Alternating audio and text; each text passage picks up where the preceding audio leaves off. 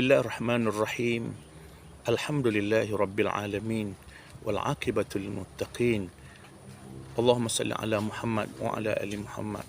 Para ikhwah sekalian, kita sebagai Muslim yang sentiasa berdoa kepada Allah, mengharapkan Allah, kita nak jadi orang yang baik, orang yang saleh, dan kita nak dapat redha Allah Subhanahu wa taala, dan akhirnya masuk syurga Allah Subhanahu wa taala. Di mana antara perkara yang perlu kita buat ialah kita kena rasa kita ada dosa, dan kita banyak dosa, menyebabkan hati kita sentiasa ada rasa, ya Allah, banyaknya dosa aku, ya Allah, banyaknya dosa aku, ampunlah aku wahai Tuhanku. Kita muhasabah diri.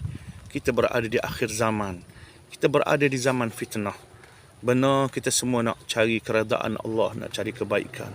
Tapi kadang-kadang kita buat salah, kita buat silap, kita buat dosa kepada Allah, kita buat dosa sesama manusia.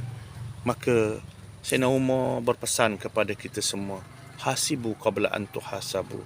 Hisablah diri kamu sebelum kamu dihisab. Maka kita hendaklah ada dalam perasaan hati kita pada setiap hari dan setiap malam.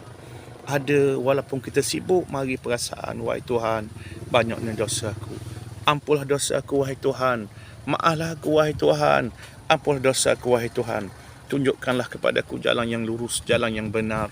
Jadilah aku bercakap benda-benda yang baik, berpesan kepada diriku, keluargaku dan kepada masyarakat, supaya kembali kepada Allah dengan cara yang benar, dengan syariat Allah Subhanahu wa taala. Apabila sentiasa kita bermuhasabah, khususnya hati kita sentiasa muhasabah, walaupun mulut kita tidak berkata, tapi hati kita khusyuk kepada Allah, mengenang dosa, mengenang kesilapan, mengenang kesalahan yang lalu, yang sedang, yang akan mungkin berlaku. Maka apabila hati kita sentiasa bercakap dengan Allah, memuji Allah, mengharapkan kepada Allah, berdoa kepada Allah, mudah-mudahan menyebabkan kita menjadi baik, menyebabkan kita sentiasa apabila nak buat sesuatu bertakwa kepada Allah, takut kepada Allah, melihat sepanjang perjalanan supaya kena dengan ajaran Allah.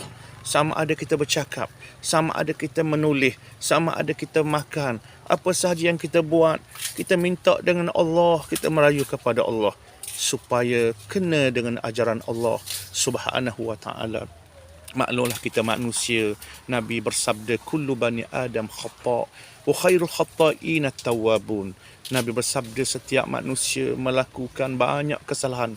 Allah Taala bukan sebut khata', tetapi khata' dengan sirah mubalaghah, untuk memberi makna kita manusia ni memang tidak terlepas daripada dosa. Nabi bersabda di akhir hadis itu, sebaik-baik orang yang melakukan kesalahan, dosa itu ialah orang yang sentiasa bertaubat. Dalam hadis Nabi SAW bertaubat lebih daripada 70 kali sehari semalam. Dalam hadis yang lain 100 kali. Nabi nak ajar kita, Allah nak ajar kita bahawa Nabi yang mulia, yang maksum itu banyak bertaubat, supaya kita sebagai umat yang tidak maksum ini, walaupun piyah atas kepala kita, walaupun kita berjubah, walaupun kita orang yang minat kepada agama, kita kena ingat kita juga banyak dosa kepada Allah. Oleh kerana itulah, marilah kita berpesan kepada diri kita masing-masing. Marilah kita sentiasa bertaubat. Marilah kita sentiasa ingat kepada Allah.